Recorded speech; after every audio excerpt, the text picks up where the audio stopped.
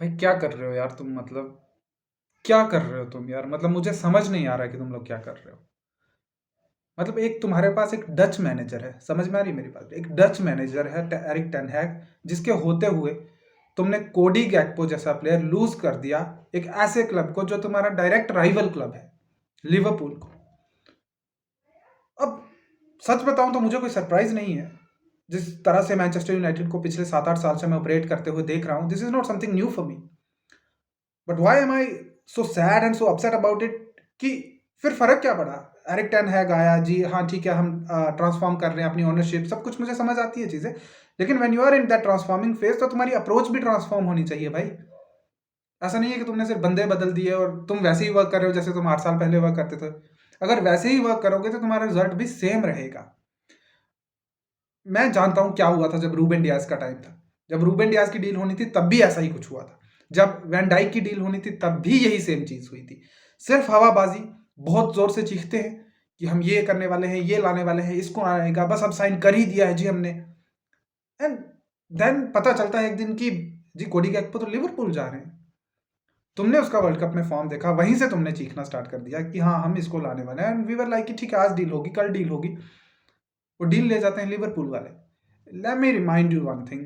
देखो यार, as a Manchester United fan मुझे बुरा लग सकता है, लेकिन मुझे और बुरा इसलिए लग रहा है क्योंकि तुम्हारा राइवल क्लब ले गया यार वो प्लेयर, और तुम बैठ के बस देख रहे हो ही है। और आप कह रहे हैं कि नहीं नहीं जी कोडी को ये तो एक नॉर्मल सी डील है, इससे कोई ज़्यादा खास फर्क नहीं पड़ेगा। अच्छा, तुम्हारे पास है कौन?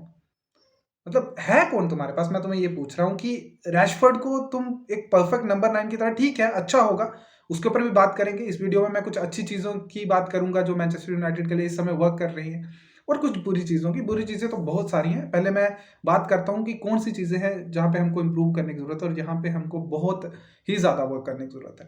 देखो यार, गैक्पो तो अब निकल चुका, वो तो आने नहीं वाला। अब खुदा के वास्ते एक काम करो, जल्दी से जल्दी, जितनी जल्दी हो सके जॉ फिलिक्स को साइन कर लो।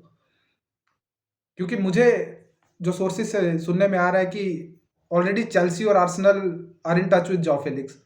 आर्सेनल ने तो अपने एजेंट्स भी भेज दिए हैं Portugal to sign the deal. और और अगर मैं तुम्हें बता रहा हूँ, अगर जॉ फिलिक्स भी हमारे हाथ से निकल गया, फिर भूल जाओ कि तुम ये लीग, प्रीमियर लीग अगले 7-8 साल जीत सकते हो। चैंपियंस लीग तो खैर नाम ही नहीं लेना चाहिए मुझे तो लगता है। तुम तो यूरोपा लीग नहीं जीत पाओगे। यूरोपा लीग में अगला मुकाबला हमारा बार्सिलोना के साथ है। I don't know how you are going to win that. जिस तरह की फॉर्म में इस समय बार्सिलोना है, वो ला लीगा टॉप कर रही है वो टीम। I don't no. और तुम यहाँ प्रीमियर लीग में 4th प्लेस के लिए भी फाइट कर रहे हो, जो कि एक मैनचेस्टर यूनाइटेड के लेवल के क्लब के लिए बहुत ही शर्मनाक बात है, अगर सही बात बोलूं तो। यार देखो, इस समय हमें जॉ फिलिक्स की नीड है, हमें एक परफेक्ट नंबर 9 चाहिए।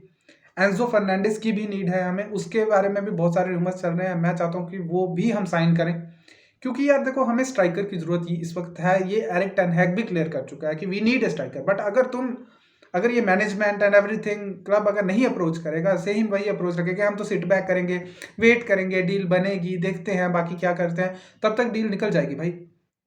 अभी तुम्हारे पास बेंच स्ट्रेंथ ही नहीं है। मतलब हमें बेंच स्ट्रेंथ चाहिए ना। तुम्हारे पास ठीक है, रैशफोर्ड है, एंटनी है, लेकिन गर्नाचो और इलैंगा को अगर तुम बेंच स्ट्रेंथ मान रहे हो, हमने देखा पिछले मैच में जो नॉटिंघम फॉरेस्ट के साथ मैच हुआ, क्या किया उन्होंने। ये दिखाता है कि वो प्लेयर यंग हैं। उन्होंने बहुत सारे चांसेस मिस किए। जो 3-0 का स्कोर लाइन था वो 6-0 हो सकता था, 5-0 तो हो ही सकता था। तो यंग प्लेयर्स के ऊपर तुम नहीं डाल सकते दारोमदार कि ये प्लेयर हमारे लिए वो करके देंगे। ठीक है, they are building the team, वो टीम का हिस्सा है, आगे जाके टीम का बहुत इंपॉर्टेंट पार्ट बनेंगे। लेकिन अभी तुम्हें एक ऐसा प्लेयर चाहिए। जॉ फिलिक्स जिस तरह की फॉर्म में है, हमने उसकी और हमने देखा है सारे ही प्लेयर लगभग वर्ल्ड कप की फॉर्म को कैरी कर रहे हैं। ब्रूनो फर्नांडिस ने अपनी वर्ल्ड कप की फॉर्म को कैरी किया है, कैसेमीरो ने वर्ल्ड कप की फॉर्म को कैरी किया है, जो कि अच्छी चीज हुई है मैनचेस्टर यूनाइटेड के लिए। तो जॉ फिलिक्स की साइनिंग इसलिए भी बहुत ज्यादा इंपॉर्टेंट बन जाती है। अब लिसांड्रो मार्टिनेज ने, ठीक है, मैच उसने मिस किया, वो अभी थोड़े वर्ल्ड कप वाले नशे में है, ठीक है, पर मैं यही कहूंगा कि भाई आजा वापस, अब हो गया, वर्ल्ड कप जीत लिया, कॉन्ग्रेचुलेशंस। बट अभी मैनचेस्टर यूनाइटेड को जरूरत है। तो एक चीज जो, अगर मैं बात करूं मैच की, जो हमारा मैच हुआ नॉटिंघम फॉरेस्ट के साथ, अच्छी चीजें तो बहुत सारी हुई हैं। ऑब्वियसली सबसे अच्छी चीज तो हुई है कि हमने मैच जीता है और 3 क्रूशियल पॉइंट्स हासिल किए हैं। और लेकिन 2 चीजें जो मुझे खटकी हैं, एक है रैशफोर्ड ने स्कोर जरूर किया है, लेकिन अगर आप देखो वो उन्होंने चांसेस मिस भी किए।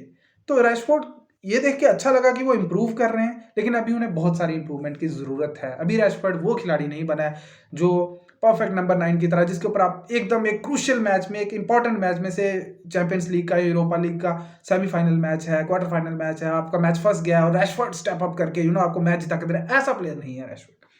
एंटनी के ऊपर मैं बहुत विश्वास करता हूं, लेकिन पिछले मैच में उन्होंने बहुत ही ज़्यादा डिसअपॉइंट किया मुझे। एक उनके साथ दिक्कत है कि वो सिर्फ सिंगल फुटेड है। भाई देखो यार, जब तुम प्रीमियर लीग और इस लेवल पे फुटबॉल खेलते हो, मुझे ऐसा लगता है कि जितने मर्जी तुम अच्छे प्लेयर हो विद 1 फुट, तुम्हें दूसरे फुट से थोड़ा बहुत खेलना तो आना ही चाहिए, अच्छा होना चाहिए तुम्हारा दूसरा फुट, अदरवाइज तुम बहुत लिमिटेड हो जाते हो फिर एक फ्लैंक पे।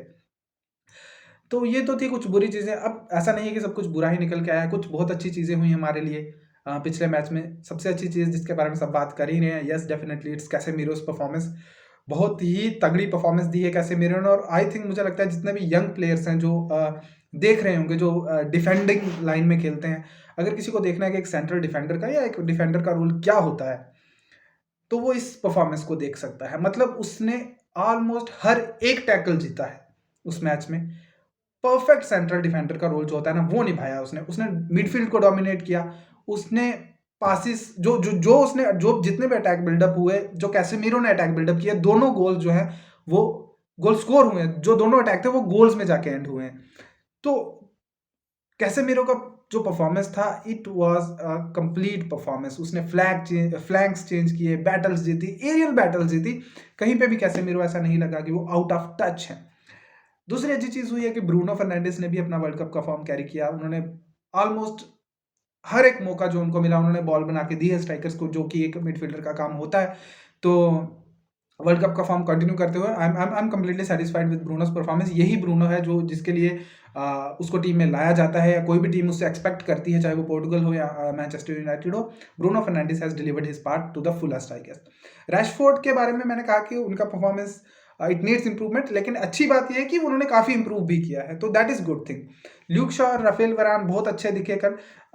हो सकता है कि ये नॉटिंघम फॉरेस्ट के साथ मैच था, तो इसलिए भी ये परफॉर्मेंस निकल के आया। इसीलिए मैं कह रहा हूँ कि ऑल्दो ये अच्छी चीज़ें हैं मैनचेस्टर यूनाइटेड के लिए, लेकिन अभी हमें इतना खुश होने की जरूरत नहीं है। अभी हमारे जनवरी में बड़ी टीमों के साथ तगड़े मैचेस आने वाले हैं, उनमें परफॉर्मेंस डिपेंड करेगी कि कैसा ये परफॉर्म करते हैं। लेकिन ल्यूक शॉ और राफेल वरान, but definitely this performance will give them a lot of confidence, और अगर इसी कॉन्फिडेंस से खेलें तो अच्छा है। कल का मैच उनका अच्छा। वैम्बिसाका भी बहुत अच्छे दिखे, हालांकि वो स्टार्टिंग लाइनअप में नहीं होते हैं जब डिएगो डैलोट खेलते हैं, लेकिन डिएगो डैलोट को जब उन्होंने रिप्लेस किया तो उन्होंने दिखाया है कि ही कैन रिप्लेस हिम, और वो एक अच्छे प्लेयर हैं।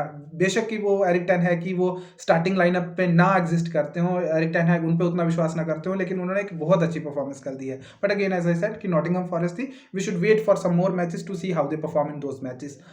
क्रिस्टियन एरिक्सन ठीक है, मतलब उनका काम होता है कि बॉल को कैरी करते रहो, बीच में दौड़ाते रहो, पीछे भी लेके जाओ, आगे भी बनाओ, तो that part he did good. And one thing that I loved about this Manchester United is कि अच्छा पोजेशन रखा, पोजेशन खोया नहीं उतनी आसानी से, और जब भी पोजेशन लूज हो रहा था तो बड़ी जल्दी रीगेन किया, तो एक पोजेशन गेम खेली जिसको देख के बड़े दिनों बाद अच्छा लगा। तो these are some pros and cons जो मुझे अभी तक लग रहे हैं मैनचेस्टर यूनाइटेड में। लेकिन एक बार फिर से हाथ जोड़ के विनती है, please please please Joao Felix और एंजो फर्नांडिस को साइन कर लो। We need a striker. Otherwise अगर तुम चैंपियनशिप जीतने के लाइक चैंपियंस लीग और यूरोपा लीग इवन, तो वरना ये इनके बिना तुम्हारा काम चलेगा नहीं। तो मिलते हैं अगले मैच में। आई होप कि अगला मैच अच्छा होगा, हम कुछ अच्छी ट्रांसफर न्यूज़ के साथ मैं आपसे मिलूंगा। टिल देन देखते रहिए द फ्लैग इज अप।